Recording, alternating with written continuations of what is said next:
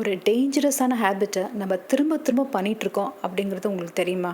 குவாய்ட்டாக நம்ம மைண்டில் அது ஓடிட்டுருக்கு. எஸ், ஒரே விஷயத்த திரும்ப திரும்ப நினச்சி பார்த்துட்டே இருக்கிறது. It is unnoticed mental repetition. 10 இயர்ஸ்க்கு முன்னாடி நடந்த விஷயம், நேற்று மீட்டிங்கில், பஸ்ஸில், லிஃப்டில் ஏதோ ஒரு விஷயத்த நம்ம நினச்சி இன்றைக்கி நம்ம ஃபீல் பண்ணிகிட்டே இருப்போம். ஃபார் இன்ஸ்டன்ஸ், இன்றைக்கி மார்னிங் யாராச்சும் உங்களை பார்த்து நெகட்டிவாக தான் சொல்லியிருப்பாங்க. அவங்க ஏன் நம்மளை பார்த்து அப்படி சொன்னாங்க, என்ன அவங்க மைண்டில் இருந்திருக்கும் அப்படின்னு நினச்சி நீங்கள் ரொம்ப ஃபீல் பண்ணிகிட்டே இருப்பீங்க. இந்த தாட், இந்த ரெப்பிட்டேட்டிவ் தாட் நமக்கு வந்துகிட்டே இருக்குது. அதனால நமக்கு ஸ்ட்ரெஸ் அதிகமாக ஆகுது. நம்ம டெய்லி ரொட்டீன்ஸை கூட பண்ண முடியல, தூங்க முடியல அப்படிங்கிற விஷயம் கூட நமக்கு தெரியாது. அது சைலண்ட்டாக நம்ம மைண்டில் ஓடிக்கிட்டே இருக்கும்.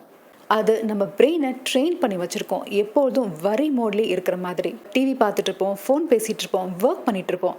ஆனால் நம்ம மனசு எப்போதும் ஒரு விஷயத்தை நினச்சிக்கிட்டே தான் இருக்கும். இதுக்கு பேர் தான் ருமினேஷன். இதில் ரொம்ப வேர்ஸ்டான விஷயம் என்ன தெரியுமா? இப்படி நம்ம நினச்சிட்ருக்கோம் அப்படிங்கிறது நமக்கே தெரியாமல் இருக்கிறது தான். இதை ஸ்டாப் பண்ண முடியுமா? இதுக்கு நம்ம என்ன பண்ணுறது அப்படின்னு யோசிச்சிங்கன்னா, எஸ், இந்த தாட்ஸ் வரும்போது ஒரு பேப்பரில் என்னென்ன தாட்ஸ் வருது அப்படிங்கிறத எழுதுங்க. ஒன்ஸ் அதை விஷுவலாக நீங்கள் பார்க்கும்போது அந்த விஷயம் பவர்லெஸ் ஆகிடும். ஓரவர் நீங்கள் எழுதும் போது உங்களுக்கே ஒரு கிளாரிட்டி வரும்.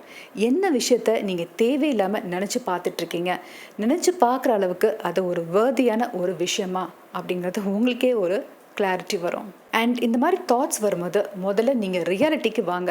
சுற்றி இருக்க விஷயங்களை ஒப்சர்வ் பண்ணுங்கள், மியூசிக் கேளுங்க, வாக்கிங் போங்க, இந்த மாதிரி விஷயங்களில் டைவர்ட் பண்ணுங்கள். ஃபைனலி நீங்கள் நினைக்கிற அந்த விஷயத்துக்கு இப்போது உங்களால் ஏதாவது பண்ண முடியுமான்னு யோசிங்க.